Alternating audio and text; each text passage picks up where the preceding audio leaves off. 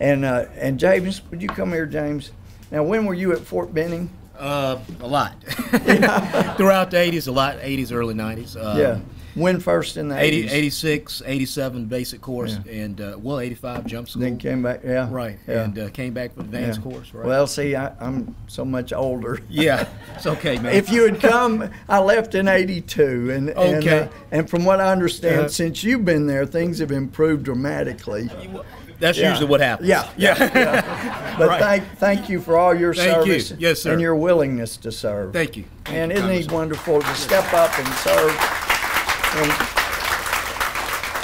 And I'll tell you what, the Republican Party needs to do a lot better job than we've done about getting with people regardless of race, creed, color, national origin, because when you talk to people of different races, so often you find out they love God, they're devoted to their families, they love hard work ethic, they have that, and they love America. And so once you get past the labels, you find out these people ought to be Republicans. They really should, you know, and we need to be bringing people into the tent because I don't care how moderate or conservative anybody says they are in Washington. In the Democratic Party right now, their first vote the last 2 times has been to elect Nancy Pelosi. And no matter how conservative or moderate somebody says they are, when they cast that vote, it means there will not be a moderate or conservative vote that comes before the House. No matter, we'll give them plenty of things to vote against, but that vote determines the progress of the Congress or the lack thereof. God has blessed us. He has given us this bubble in time and space to be blessed like no nation in the history of the world. But I appreciated so much that eloquent prayer because it's right on target.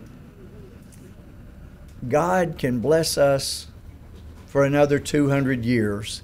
And it's why I'm still running for Congress, is because there's hope. There is hope.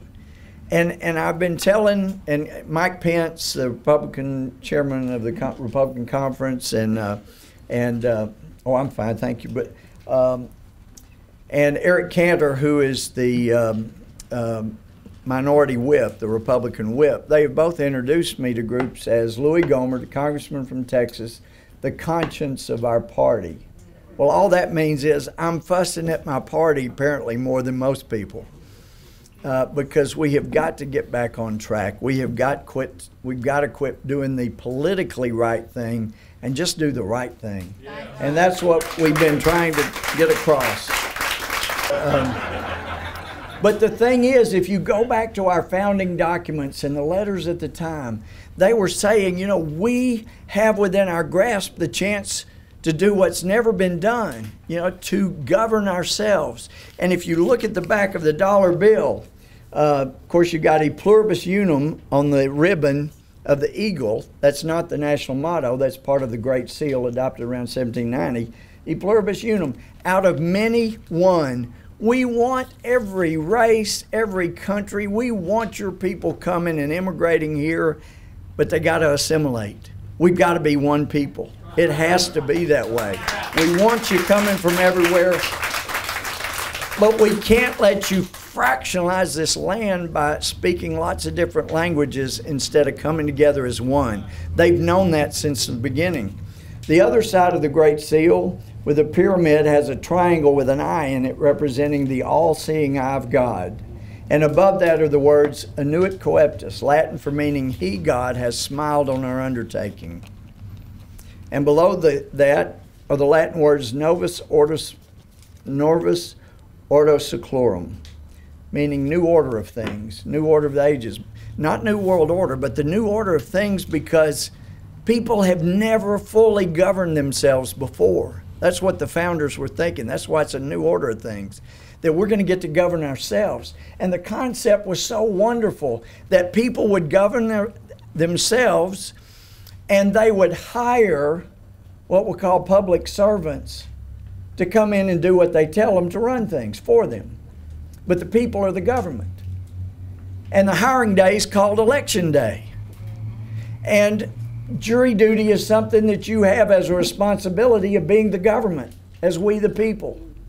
And you also have the responsibility to hire good people to be your servants. And if they don't know that you're public servants, then you need to get somebody else. Hire somebody else, fire them. And if you have somebody that comes in and says, I'm not going to do the work, but I'm going to hire 10 people to work for me to do it, you need to fire them, fire the 10 people, and get somebody that'll do what you told them to do. That's all part of it. And if somebody good is not willing to step up and be hired to be your public servant, then you're supposed to do it. And that's what the candidates you see up here are doing. They've stepped up and said, I think this is something I can do, be your public servant. I'm willing to serve and represent you because you are the government. I will be your servant.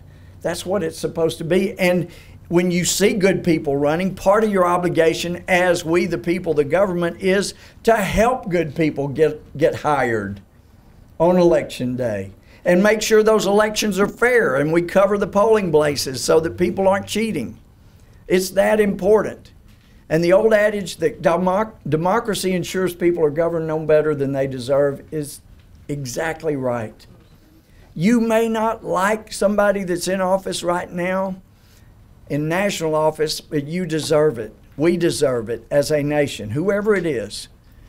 If they're in national office, we deserve it. That's who we got. We got what we deserve. The point is to try to deserve even better. And until you work as hard as so many of the people up here have to make sure we have a responsive government, a good government, you get what you deserve, and it's not very good. So I thank God for your willingness to serve. I thank you for serving, for you guys like James willing to come out here and run. Thank you, because I have a feeling that come November, with your help and grace, we're going to deserve a really, really good government. Thank you. God bless you.